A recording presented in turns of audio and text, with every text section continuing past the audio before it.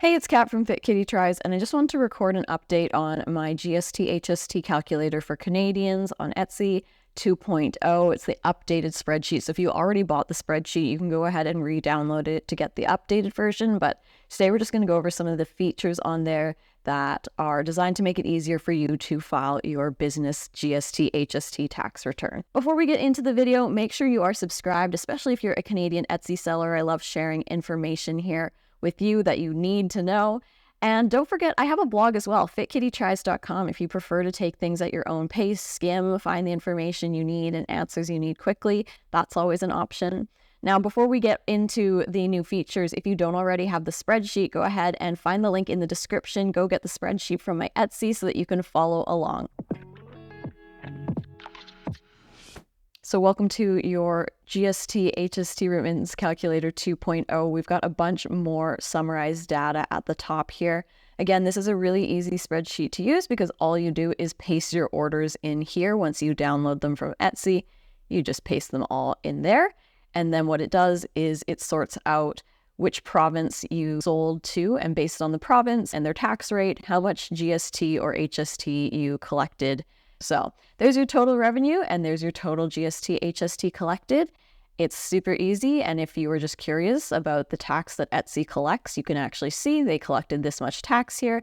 And in this bonus tab here, you can actually see for which province did they collect PST and remit it for you. So I hope that was helpful for you. Now you've got that extra data to make it a little bit easier for you to file your GST/HST tax return.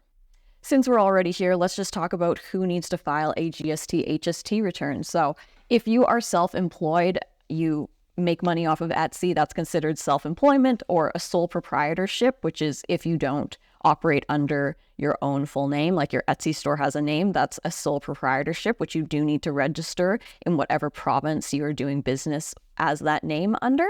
But for the GST/HST return, you register for a GST/HST number once you've hit the threshold of $30,000 of sales revenue or more in a 12-month period. So in any 12 months in a row, have you done $30,000 or more of revenue? And once you have done that, you do need to register for a GST/HST number through Canada Revenue Agency.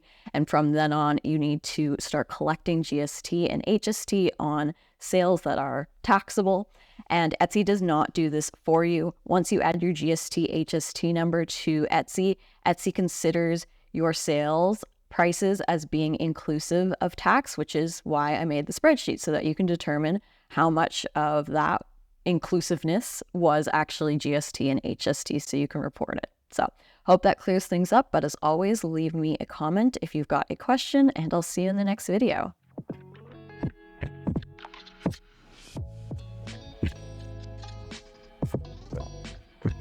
Button.